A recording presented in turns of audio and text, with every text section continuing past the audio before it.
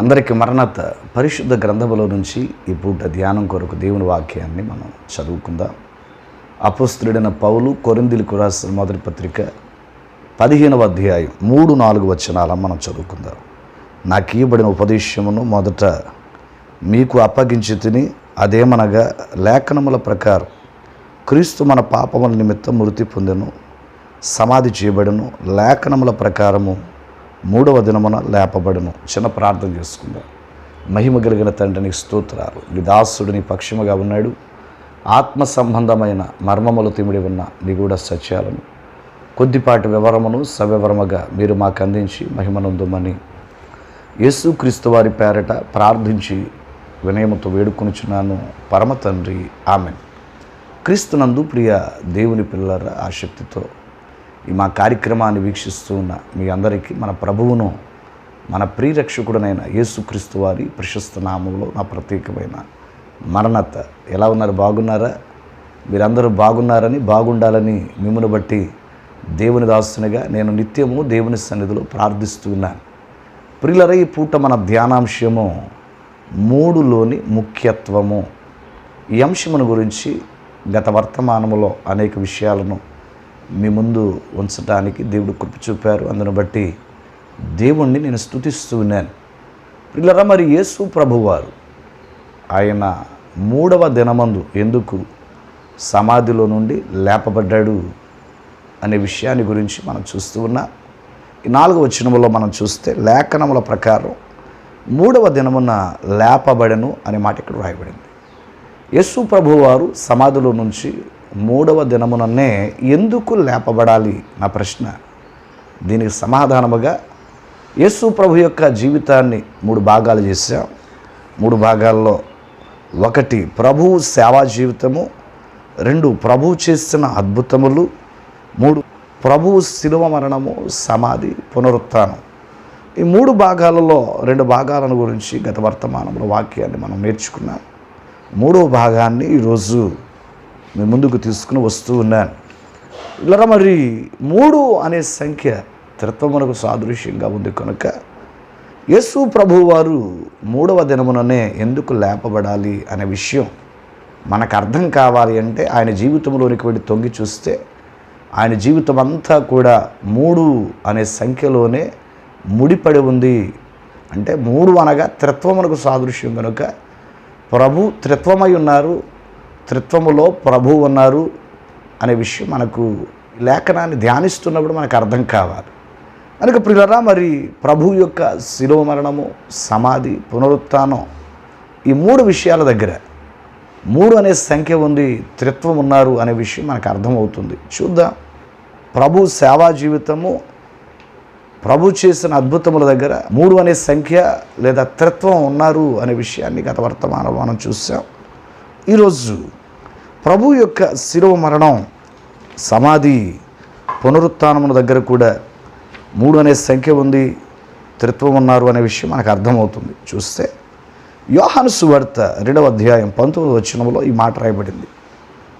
యేసు ఈ దేవాలయమును పడగొట్టుడి, 3 దినములలో దాన్ని లేపుదనని వారితో చెప్పాను. ఇక్కడ 3 దినములలో దాన్ని లేపుదనని వారితో చెప్పడం జరుగుతుంది. ఎవరు వారంటే యూదులు. ఇలా మరి యేసు ప్రభు వారు శిలువ మరణానికి వెళ్ళే ముందు ఈ మాట వాడాడు. ఈ దేవాలయమును పడగొట్టుడి, 3 దినములలో దాన్ని లేపుదనని వారితో చెప్పడం జరిగింది. ఈ మాట చాలా గంభీరమైన మాట. ఎందుకంటే ఈ మాటలో ప్రభు యొక్క మరణ పునరుత్థానములు దాగి ఉన్నాయి. వాటిని చూపించడానికి ప్రభు యూదులతో ఈ మాట పలికాడు. కానీ యూదులైన వారు ప్రభు మీద కక్ష పెంచుకున్న కారణాన్ని బట్టి ఈ మాట వాళ్ళకి అర్థం కాక వాళ్ళు అనుకున్నారు, భౌతికంగా మేము ఆరాధిస్తున్న యెరూషలేమును దేవాలయమును పడగొడితే 3 దినములలో దాన్ని లేపుతాడట అని.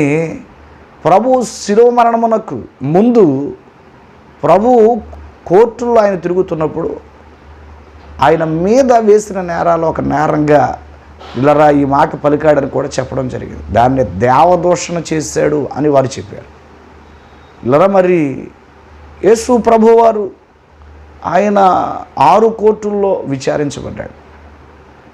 3 కోర్టులేమో మత సంబంధమైనవి, 3 కోర్టులేమో గవర్నమెంట్ కోర్టులు. అన్నా కోర్టు, కైపా కోర్టు, సన్హెద్రిన్ సభ, పిలాతు కోర్టు, హేరోదు కోర్టు, మరలా పిలాతు కోర్టు. 6 కోర్టులు.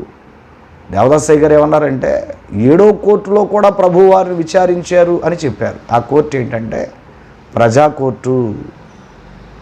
వారి కేకలే గెలిచాయి అనే మాట బైబిల్ గ్రంథంలో వ్రాయబడింది. కనుక ప్రజా కోర్టులో కూడా ప్రభువారిని విచారించారు అని దేవదాసయ్య గారు చెప్పడం జరిగింది. మొత్తానికి ఎన్ని కోర్టులు అంటే యేసు ప్రభువారి దగ్గర మరణ వాంగ్మూలం తీసుకున్న కోర్టులు పిల్లరా 7 కోర్టులుగా మనం చెప్పుకోవాలి.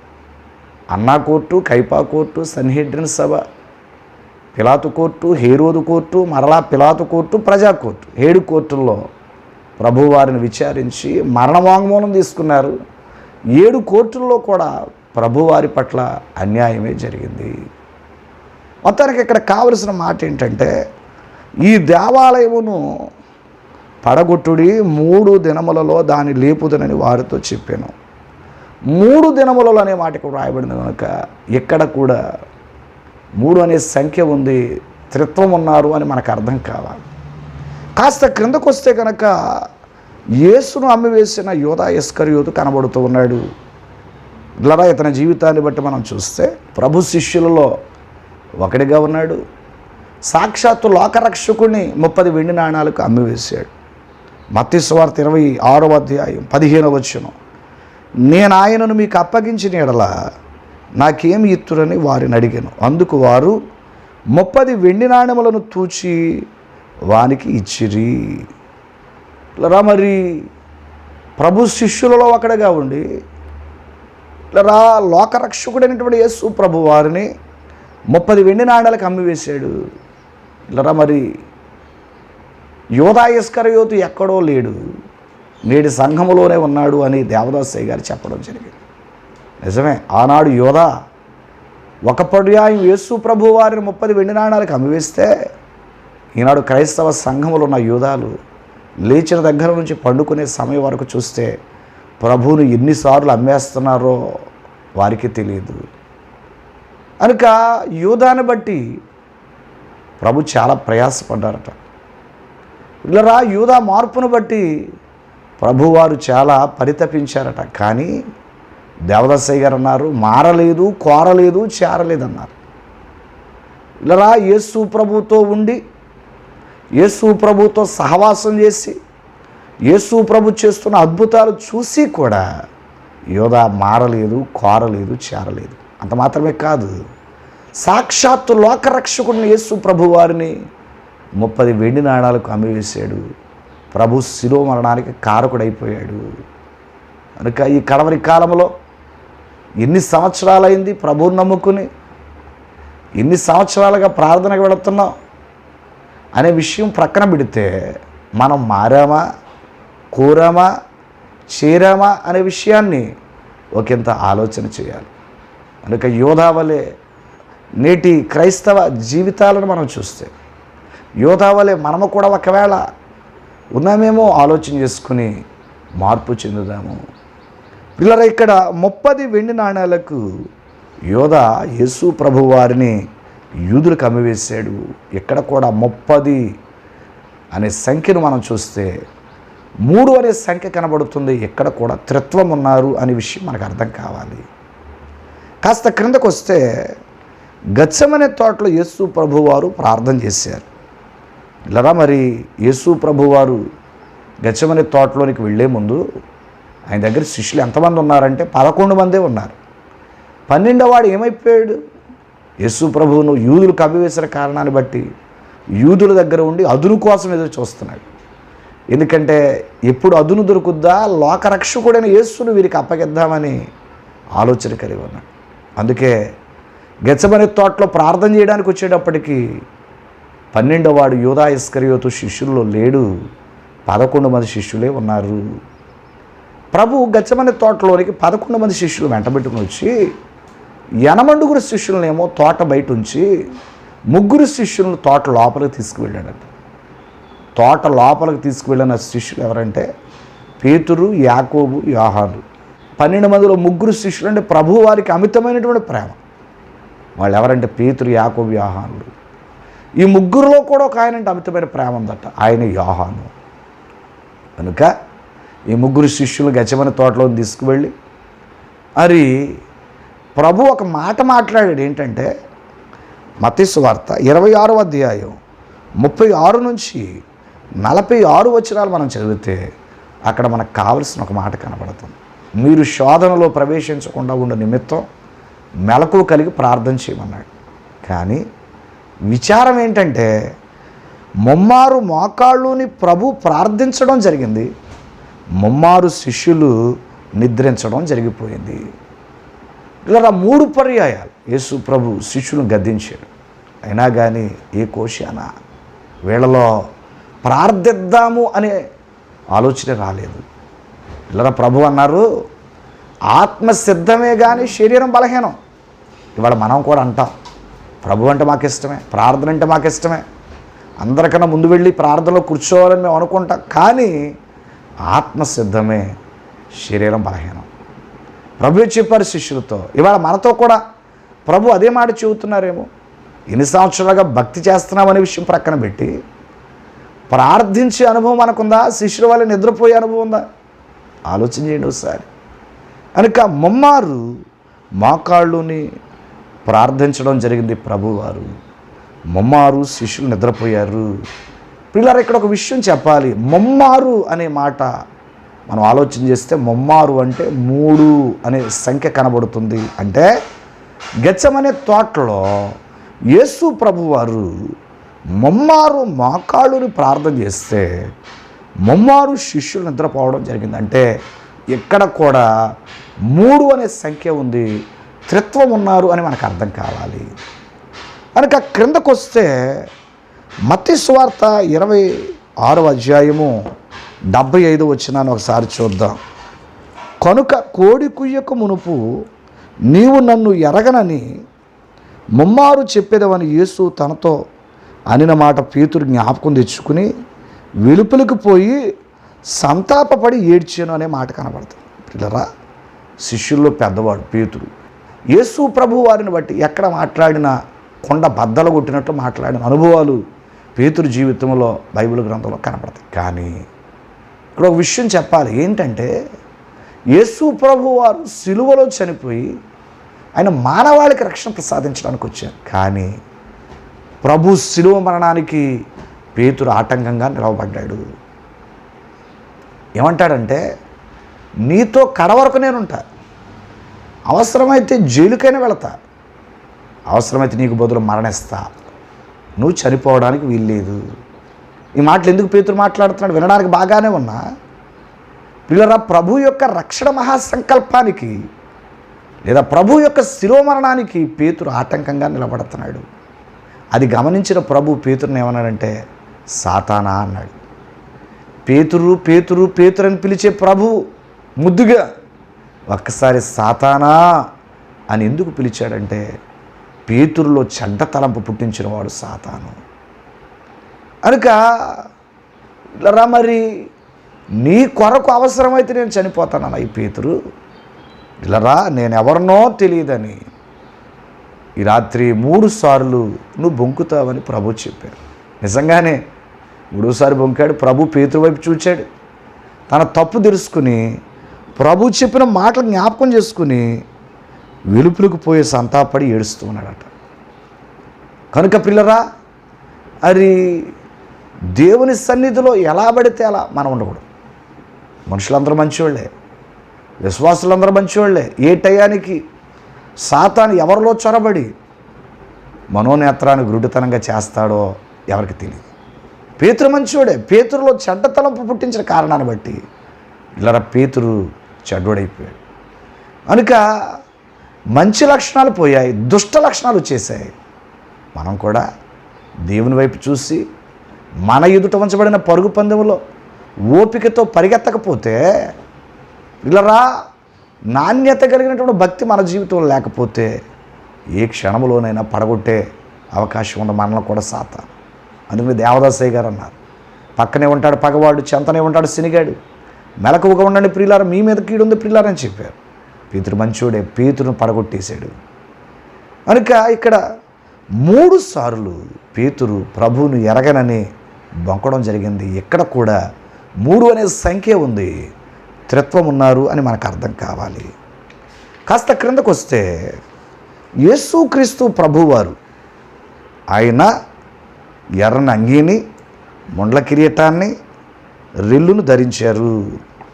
మత్తయి సువార్త 27వ అధ్యాయం 28 నుంచి 29 వరకు మనం చదివితే, వారు ఆయన వస్త్రము తీసివేసి ఆయనకు ఎర్రని అంగి తొడిగించి ముండ్ల కిరీటం అల్లి ఆయన తలకు పెట్టి ఒక రెల్లు ఆయన కుడి చేతిలో ఉంచి ఆయన ఎదుట మోకాళ్ళుని, యూదుల రాజా నీకు శుభమని ఆయన అపహసించి.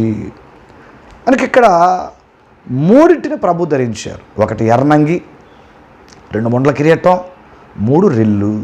ఎందుకు 3 ప్రభువారు శిలువలో చనిపోయే ముందు ఆయన ధరించవలసి వచ్చింది అనే విషయం మనం చూస్తే, ఇలా యేసుక్రీస్తు శారీరక, మానసిక, ఆధ్యాత్మిక బాధను అనుభవించుటకు గుర్తుగానట 1 ఎర్రని అంగి, 2 ముండ్ల కిరీటం, 3 రెల్లును ధరించడం జరిగింది.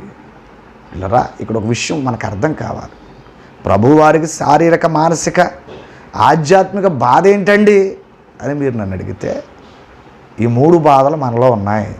ఏంటా బాధలు? శారీరక, మానసిక, ఆధ్యాత్మిక బాధలు మనిషిలో ఉన్నాయి. వీటిని మనం అనుభవించకూడదని మన నిమిత్తం ప్రభువారు ముందే శారీరక, మానసిక, ఆధ్యాత్మిక బాధను ఆయన అనుభవించడానికి గుర్తుగా ఎర్రని అంగీని ధరించాడు, ముండ్ల కిరీటాన్ని పెట్టించుకున్నాడు, రెల్లును ధరించాడు. పిల్లరా, మరి ఇక్కడ కూడా 3 ప్రభువారు ధరించారు కనుక ఇక్కడ కూడా 3 అనే సంఖ్య ఉంది. త్రిత్వం ఉన్నారు అని మనకు అర్థం కావాలి. కాస్త క్రిందకు వస్తే యేసు ప్రభువును బట్టి 3 సాక్ష్యాలు ఇచ్చారు. ఎవరు వాళ్ళంటే, 1 యోధా ఇస్కరియోతు, 2 పిలాతు భార్య క్లౌదియ, 3 పిలాతు. ఇలా 3 కూడా ప్రభు యొక్క శిలువ మరణాన్ని బట్టి మంచి సాక్ష్యాలు ఇచ్చారండి. చూస్తే మత్తయి సువార్త 27వ అధ్యాయం 4వ వచనములో యూదా శిలువనాథుడైన యేసు ప్రభు వారిని బట్టి ఒక మంచి సాక్ష్యం ఇస్తూ ఉన్నాడు. ఏమనంటే, నేను నిరపరాధ రక్తమును అప్పగించి పాపము చేస్తానని చెప్పి వారు దానితో మాకేమీ నీవే చూచుకొనుమని చెప్పగా అనే మాట ఇక్కడ రాయబడింది. అంటే యేసు ప్రభు ఎవరు అని యూదా ఇస్కరియోతు సాక్ష్యం ఇస్తున్నాడంటే నిరపరాధి అని చెబుతున్నాడు. నేను నిరపరాధి రక్తాన్ని మీకు అప్పగించాను, నేను పాపం చేశాను అని ఒప్పుకున్నాడు. ఇలా మరి ఇక్కడ యేసు ప్రభు ఎవరు అంటే యూదా చెప్పిన మాటలను బట్టి నిరపరాధి అనే మాట మనకు అర్థం కావాలి. రెండవదిగా మనం చూస్తే పిలాతు భార్య క్లౌదియ ప్రభువును బట్టి సాక్ష్యం ఇస్తుంది. చూస్తే మత్తయి సువార్త 27:19 మనం చూస్తే, అతడు న్యాయపీఠం మీద కూర్చుండి ఉన్నప్పుడు అతని భార్య, నీవు ఆ నీతిమంతుని జోలికి పోవద్దు, ఈ ప్రొద్దు ఆయనను గురించి నేను కలలో మిక్కిలి బాధపడుతునని అతని యొద్దకు వర్తమానం పంపెను. ఇలా పిలాతు భార్య క్లౌదియ, పేరు బైబిల్ గ్రంథంలో రాయబడలేదు కానీ క్లౌదియ యేసు ప్రభు ఎవరు అని సాక్ష్యం ఇస్తుందంటే నీతిమంతుడు అని సాక్ష్యం ఇస్తుంది. ఎంతమంది సాక్ష్యం. ఇక 3వదిగా మనం చూస్తే పిలాతు కూడా సాక్ష్యం ఇస్తూ ఉన్నాడు. యోహాను సువార్త 18వ అధ్యాయం 38వ వచనాన్ని మనం చూద్దాం. సత్యమును గురించి సాక్ష్యం ఇచ్చుటకు నేను పుట్టి తిని, ఇందు నిమిత్తమే ఈ లోకమునకు వచ్చి తిని, సత్య సంబంధి అయిన ప్రతి వాడును నా మాట వినుననెను. అందుకు పిలాతు సత్యమనగా ఏమిటి అని ఆయనతో చెప్పాను. అతడు ఈ మాట చెప్పి బయటనున్న యూదుల యొద్దకు తిరిగి వెళ్ళి, అతని యందు ఏ దోషము నాకు కనబడుటలేదు అని చెప్పాడు. అంటే ఇక్కడ పిలాతు గారు ఏమని సాక్ష్యం ఇస్తున్నాడంటే యూదులతో, అతని యందు ఏ దోషము నాకు కనబడుటలేదు అని సాక్ష్యం ఇస్తున్నాడు. ఇక్కడ 3 సాక్ష్యాలు. 3వ సాక్ష్యములో పిల్లరా మనం చూస్తే మనం నేర్చుకోవాల్సిన విషయం ఏంటంటే, అతని యందు ఏ దోషము నాకు కనబడుటలేదు అని పిలాతు సాక్ష్యం ఇచ్చాడు. ఎవరి పిలాతు? సిరియా దేశానికి రాష్ట్రాధిపతి, యెరూషలేమునకు గవర్నర్గా అప్పటి కాలంలో పనిచేస్తున్నాడు. 2 పదవులు ఉన్నాయి అతనికి. కనుక పిల్లరా, పిలాతు యేసు ప్రభు వారిని శిలువ మరణం నుంచి తప్పిద్దామని శత విధాలుగా ప్రయత్నం చేశాడు. పిలాతు వల్ల కాల. ఎందుకంటే యేసు ప్రభువు మానవాడి రక్షణ కోసం శిలువలో చనిపోవడానికి వచ్చారు కనుక శిలువ మరణం తప్పిద్దామని పేతురు ప్రయత్నం చేసినా విఫలమయ్యాడు. పిలాతు ప్రయత్నం చేసినా విఫలమైపోయాడు. ప్రభువే సఫలమయ్యాడు. పిల్లరా, మరి ఇక్కడ యేసు ప్రభు వారిని బట్టి 3 సాక్ష్యాలు గంభీరంగా చెప్పారు. ఏంటా సాక్ష్యాలంటే, యూదా ఇస్కరియోతు యేసు ప్రభు నిరపరాధి అని సాక్ష్యం ఇచ్చాడు. క్లౌదియా నీతిమంతుడు అని సాక్ష్యం ఇచ్చింది. పిలాతు ఏ దోషం ఆయనలో నాకు కనబడట్లేదని సాక్ష్యం ఇచ్చాడు. మనకి ఎంతమంది సాక్ష్యం ఉంది అంటే, యేసు ప్రభు ఎవరంటే నిరపరాధి, నీతిమంతుడు, ఏ దోషము లేనివాడు. ఎంతమంది సాక్ష్యం ఉంది. ప్రభుని నమ్ముకున్న మన సాక్ష్యాలు ఎలాగున్నాయి ఈ కడవరి కాలంలో ఒకసారి ఆలోచన చేయండి. పేర్లు బాగున్నాయి కానీ వీళ్ళ క్రిస్టియానిటీలో తీరులు బాగోలేదు. మన సాక్ష్యమే మనలను పరలోకానికి తీసుకుని వెళుతుంది. కనుక దేవుడిచ్చిన మంచి సాక్ష్యాన్ని మనం కాపాడుకోవాలి. తండ్రి కుమారుడైన ప్రభువు మీద పెట్టుకున్న నమ్మకాన్ని వమ్ము చేయకుండా కుమారుడు తన సాక్ష్యాన్ని నిలవబెట్టుకున్నాడు. ప్రపంచంలో ఉన్న మనుషుల ద్వారా, ఎస్పెషల్లీ శిలువ మరణమునకు ముందు మరి 3 ద్వారా ఆయన సాక్ష్యాన్ని పొందాడు. రేపు మనం పరలోకమునకు వెళ్ళకముందే భూలోకములో మన ముందున్న మనుషుల ద్వారా మనం కూడా మంచి సాక్ష్యం పొందాలి అంటే మన తలంపులు బాగోవాలి, మాట బాగోవాలి, చూపు బాగోవాలి, వినికిడి బాగోవాలి, మనం చేస్తున్న పనులు బాగోవాలి. అంటే అప్ టు బాటం, శిరస్సు నుంచి పాదం వరకు కూడా చాలా జాగ్రత్తగా మనం ఉండి తీరాలి. అలా ఉంటేనే ప్రభువుని కలిగి ఉండి ప్రభు మన మీద పెట్టుకున్న నమ్మకాన్ని వమ్ము చేయకుండా నాణ్యత కలిగిన భక్తి చేస్తే రేపు మనం లేకపోయినా మన తర్వాత వారు కూడా మనల్ని బట్టి మంచి సాక్ష్యం చెప్పుకుంటారు. అలాంటి సాక్ష్యాన్ని మనం పొందుకోవాలి. ఎనీహౌ ఇక్కడ 3 సాక్ష్యాలు, యూదా, క్లౌదియా, పిలాతు యేసు ప్రభువుని బట్టి మంచి సాక్ష్యాలు ఇచ్చారు. అంటే ఇక్కడ కూడా 3 అనే సంఖ్య కనబడుతుంది. త్రిత్వం ఉన్నారు అని మనం నమ్మి తీరాలి.